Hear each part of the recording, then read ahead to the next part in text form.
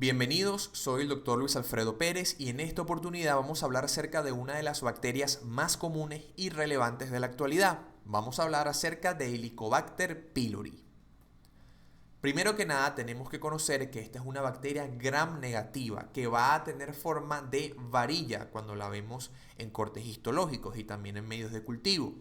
Ella es microaerófila, lo que quiere decir que para crecer necesita concentraciones de oxígeno que son mucho menores a las que se encuentran normalmente en la atmósfera. Va a tener aproximadamente 3.5 micras de longitud, 0.5 micras de ancho y va a crecer en medios como el agar sangre y el medio de Skid Row, que es un medio particular porque contiene distintos antibióticos que inhiben el crecimiento de las demás bacterias de la microbiota intestinal. Además, algo súper importante del Helicobacter pylori que no deben olvidar es que va a poseer entre 2 a 7 flagelos, los cuales al moverse, al generar movimiento, van a permitir este proceso de invasión y colonización de la mucosa gástrica, porque allí es donde se va a localizar esta bacteria. Aquí podemos ver una lámina histológica muy bonita en donde tenemos las células productoras de moco del epitelio gástrico y podemos observar cómo este epitelio está colonizado por bacterias, que en este caso corresponden a Helicobacter pylori. ¿Por qué estamos hablando acerca de Helicobacter pylori? Bueno, primero y principal, esta bacteria afecta al 50% de la población mundial, lo que quiere decir que si estás viendo este video ahora mismo tienes 50% de probabilidad de estar infectado. Pero que estés infectado no significa que estés enfermo, ni mucho menos. De hecho, la mayoría de personas que tienen Helicobacter pylori no van a presentar ningún síntoma. Pero entonces, ¿cuál es el problema? Bueno, que una pequeña porción de todas las personas que tienen Helicobacter pylori, específicamente entre 1 al 10%, van a desarrollar o tienen un alto riesgo de desarrollar úlceras gástricas y también úlceras duodenales. Como recordarán, una úlcera es un tipo de lesión en donde se pierde completamente todas las capas de la mucosa, lo cual expone el tejido conectivo y hace que, por ejemplo, la úlcera pueda sangrar. Además de que generan un gran dolor, una úlcera tanto gástrica como duodenal generan mucho dolor. Y en casos mucho más graves, las úlceras se pueden perforar, lo que puede generar una perforación de órgano hueco, lo cual es una emergencia. Por si esto no fuera poco, entre el 0.1 al 3% de las personas que tienen Helicobacter pylori tienen un riesgo mucho mayor de desarrollar cáncer gástrico, específicamente adenocarcinoma gástrico. Y cerca del 0.01% tienen un mayor riesgo de desarrollar linfoma asociado a el tejido linforreticular asociado a mucosas, es decir, linfoma asociado a MALT. Por lo tanto, la OMS, la Organización Mundial de la Salud, ha declarado a Helicobacter pylori como un carcinógeno de clase 1. Cerca de 800.000 personas que son diagnosticadas con cáncer, cuando se investiga el origen del cáncer, 800.000 de las personas que tienen cáncer a nivel mundial se enlazan o se hace la conexión con infección con Helicobacter pylori. Entonces, esta es la razón por la cual estamos hablando de este patógeno el día de hoy, porque es extremadamente común y aunque va a generar en una pequeña proporción úlceras o cáncer, como afecta a tantas personas, al final el número total de personas afectadas va a ser también grande. ¿Cuál es el mecanismo de infección? Actualmente todavía no se conoce al 100% cuál es el mecanismo de transmisión del Helicobacter pylori. Sin embargo, las teorías más aceptadas y las que tienen mayor probabilidad de ser correctas son la vía fecal oral, es decir, uno expulsa Helicobacter pylori a través de las heces y luego una persona que consuma alimentos que estén contaminados con estas heces o una persona que, por ejemplo, esté expulsando la bacteria y no se lave las manos y prepara alimentos o tenga contacto con agua, va a contagiar de manera indirecta a otras personas a través de la ingesta de alimentos y agua que esté contaminada con Helicobacter pylori. También se ha descrito la vía oral-oral, porque también se ha podido aislar Helicobacter pylori en la cavidad oral. Entonces eso no se descarta. Algo que sí se sabe a ciencia cierta es que el principal reservorio de este patógeno somos los seres humanos. Aunque se ha podido aislar o se ha podido observar esta bacteria en animales de granja y también en animales domésticos. La bacteria tiene la capacidad de mantenerse viable en el agua por un largo tiempo y también se ha podido obtener o se ha podido evidenciar la transmisión del Helicobacter pylori a través del uso de equipos, por ejemplo, de endoscopia que estén contaminados. Importante, algo bueno dentro de todo esto es que la reinfección con Helicobacter pylori es bastante rara. Generalmente cuando se produce lo que nosotros vemos como una reinfección es probablemente una recrudescencia de una infección previa que no fue del todo curada. Porque la reinfección como tal, una vez uno erradica completamente la bacteria, es poco probable que uno vuelva a infectarse. Hablemos un poquito acerca de la patogenia. Como les dije, nosotros ingerimos Helicobacter pylori, ya sea por agua o alimentos contaminados, eso es lo que se cree hasta el momento. Ella va a pasar a través de nuestra cavidad oral, del esófago y llega al estómago, donde va a colonizar el epitelio gástrico. Ese es su principal sitio donde ella va a llevar a cabo todos sus mecanismos patogénicos. Ahora, ¿cómo va a invadir este epitelio? Gracias a sus múltiples factores de patogenicidad. Entre ellos que ella tiene una forma, como les dije, puede tener una forma, digamos, espiralada, ¿sí? Tiene una gran cantidad de flagelos y además tiene una serie de enzimas que rompen la capa de moco del epitelio intestinal.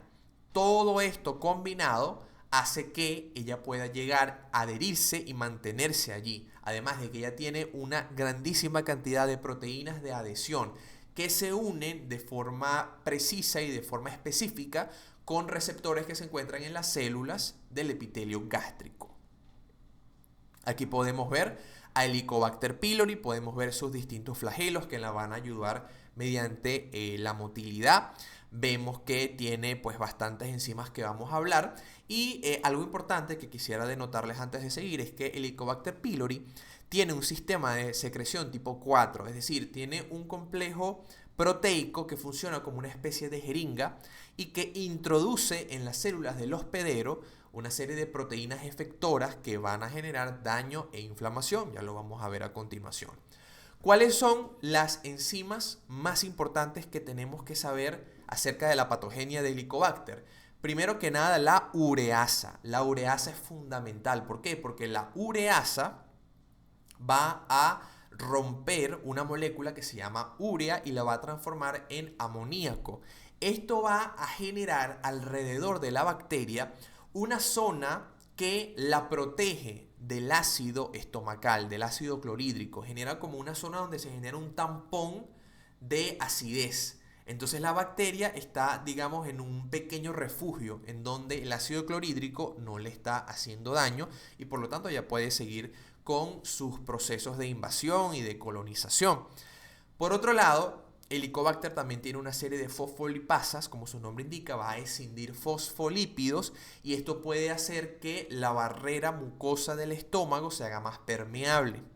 Y además tiene catalasa, que es una enzima antioxidante, ¿sí? Porque va a tomar a todas aquellas especies reactivas de oxígeno y las va a neutralizar, todas estas moléculas que son producidas por neutrófilos y que ayudan a contener la infección, bueno, gracias a la catalasa van a quedar prácticamente inactivadas. Como ya les había comentado, Helicobacter pylori tiene este sistema de secreción tipo 4 que va a servir como una inyectadora, básicamente, como una jeringa y le va a permitir a la bacteria incorporar en el interior de la célula del hospedero proteínas efectoras que van a causar muchos mecanismos fisiopatológicos, van a generar inflamación, van a generar citotoxicidad. Entonces, habiendo hablado de estas tres enzimas, también es importante hablar acerca de CAC-A y VAC-A. Son dos factores de virulencia imprescindibles que deben conocer. Primero hablemos de VAC-A. VAC-A es una citotoxina vacuolizante, ¿sí? Que genera daño celular directo a las células, valga la redundancia, del epitelio gástrico. Aquí lo podemos ver, ¿sí? En este caso es una citotoxina que se libera, va a actuar sobre las células y va a generar daño. Pero para que se pueda expresar esta toxina vacuolizante, se necesita la presencia de o la expresión de un gen llamado CAC-A, ¿sí? Que sería el gen asociado a la citotoxina A. Entonces, para que haya VAC-A, tiene que haber CAC-A. Eso es imprescindible. Los dos tienen que estar juntos. Entonces, ¿qué pasa? Existen muchas cepas de Helicobacter pylori. Algunas de ellas puede ser que no expresen CAC-A y por lo tanto tampoco VAC-A. Entonces, al no haber CAC-A, no hay citotoxina vacuolizante, lo cual haría que esa infección, esa cepa, sea mucho menos virulenta que otra. Pero las cepas que expresan ambas, CAC-A y por lo tanto luego VAC-A, van a tener o van a generar una inflamación mucho más intensa de la mucosa gástrica. ¿Ok? Y también estimulan la producción de citoquinas. Citoquinas que no solamente van a ser proinflamatorias, sino que también van a ser quimiotácticas, es decir, van a llamar a muchos más leucocitos para que vayan a atacar y vayan a generar inflamación. Aquí podemos ver también un pequeño esquema en donde se recapitula lo que les acabo de mencionar. Tenemos aquí la luz del estómago, tenemos la capa de moco y vemos cómo el Helicobacter pylori atraviesa, gracias a estas enzimas que les comenté y a sus flagelos, llega hasta las células epiteliales. Aquí empieza a sintetizar ureasa, que recuerden va a tomar la urea y la va a transformar en amoníaco y neutraliza el ácido gástrico, creando un microambiente propicio para su replicación. Y a medida que va colonizando y se va replicando, va a generar daño directo a las células y una gran inflamación.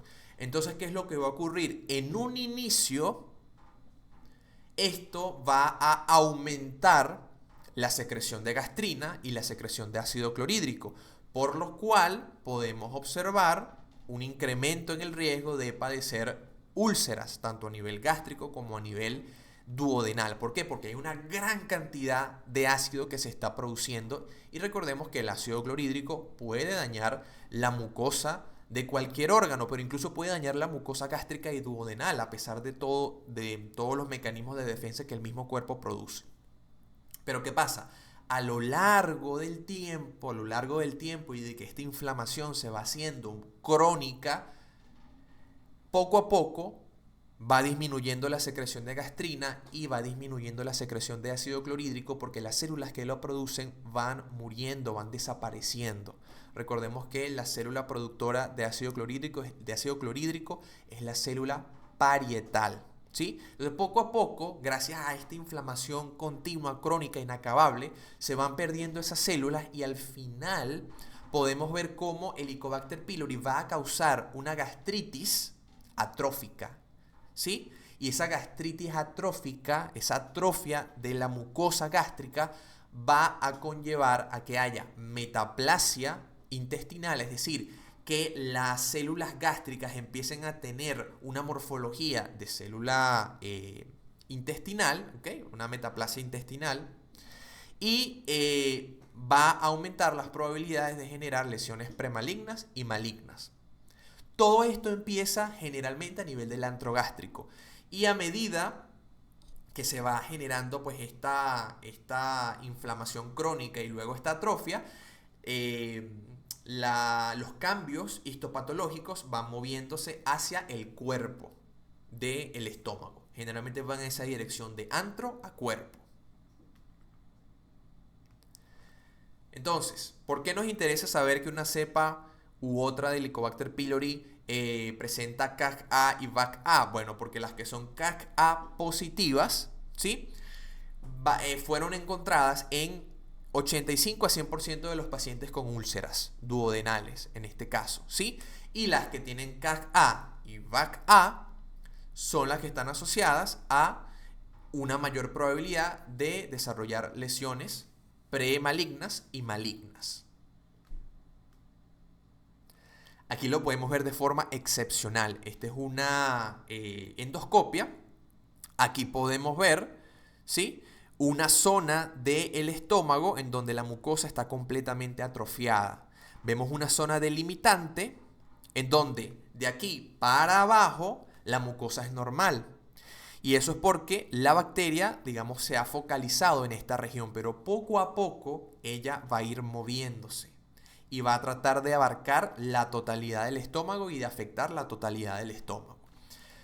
Es importante, por esto, que si se presentan síntomas que puedan ser compatibles con infección por Helicobacter pylori, no nos automediquemos, sobre todo con inhibidores de la bomba de protones como el omeprazol, porque ¿qué es lo que sucede? Yo les dije que poco a poco las células que producían ácido iban a desaparecer. Y eso iba a hacer que la bacteria pudiese moverse más rápido, porque recuerden que la bacteria no trata de protegerse del ácido. Entonces, si ya yo no tengo ácido, la bacteria está a sus anchas. Entonces, muchas personas que dicen yo sufro de gastritis y todos los días me tomo un omeprazol, si estás sufriendo gastritis por Helicobacter pylori, lo que estás haciendo es darle cancha o carta abierta a esa bacteria para poder extenderse por tu estómago de una manera mucho más rápida. Entonces hay que tener cuidado con el uso o el abuso de estos medicamentos.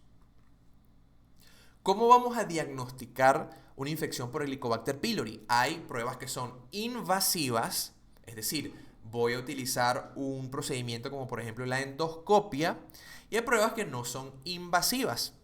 Depende, se pueden utilizar una u otra. Hay unas que te dan un diagnóstico certero y otras que te dan una cierta probabilidad. Entonces, por ejemplo, entre las invasivas tenemos la prueba de la ureasa en una biopsia. Es decir, yo utilizo una endoscopia, ¿sí? Hago una endoscopia digestiva superior, tomo una muestra de ese tejido gástrico y voy a evidenciar si en ese tejido existe la presencia de ureasa mediante una serie de reacciones químicas que no vamos a mencionar ahora mismo.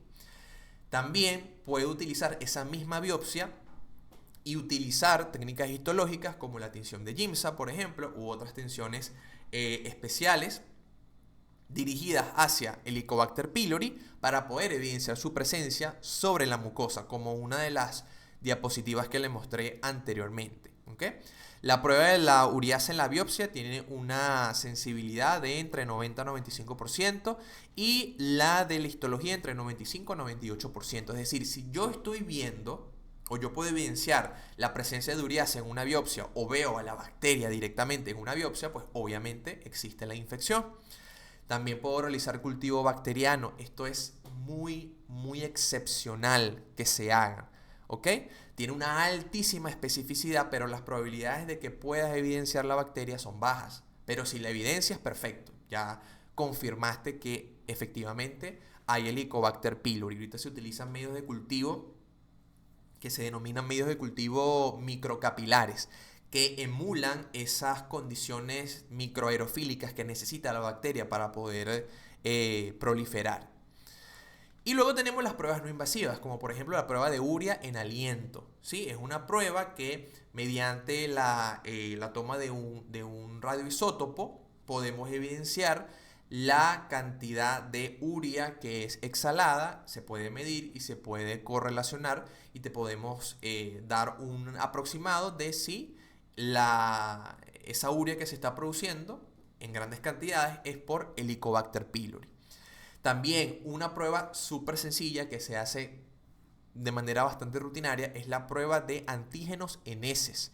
Es decir, yo puedo medir los antígenos de Helicobacter pylori en una muestra de heces con una sensibilidad y especificidad de 94 y 97% respectivamente. Y luego tenemos la serología, que va a medir es IgG.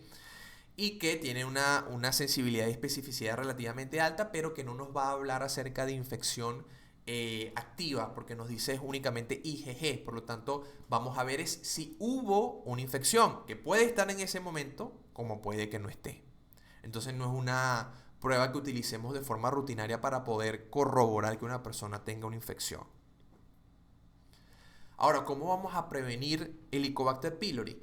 Como dijimos que la forma de infección que se cree es la más probable, es fecal oral, pues hay que tener una muy buena higiene, lavado de manos, un muy buen tratamiento de los alimentos, ¿sí? Cerciorarnos de consumir agua y alimentos que vengan de una fuente con estándares de calidad pues, elevados. Tratamiento a los pacientes infectados, esto es imprescindible para disminuir la transmisión.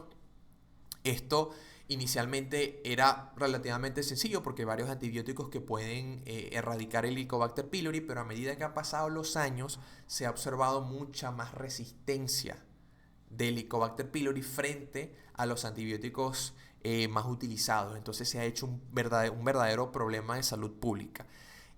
Y también importante, aparte de tratarlos, tenemos que verificar que ese tratamiento se cumpla de forma completa, valga la redundancia, y que nos cercioremos de que esa persona está en efecto curada y no que simplemente tratemos la infección a medias y luego la persona vuelva a tener síntomas, no porque se infectó otra vez con el Helicobacter pylori, porque recuerden que las reinfecciones son bastante raras, sino porque quedaron algunas bacterias que volvieron a colonizar y volvieron a replicarse.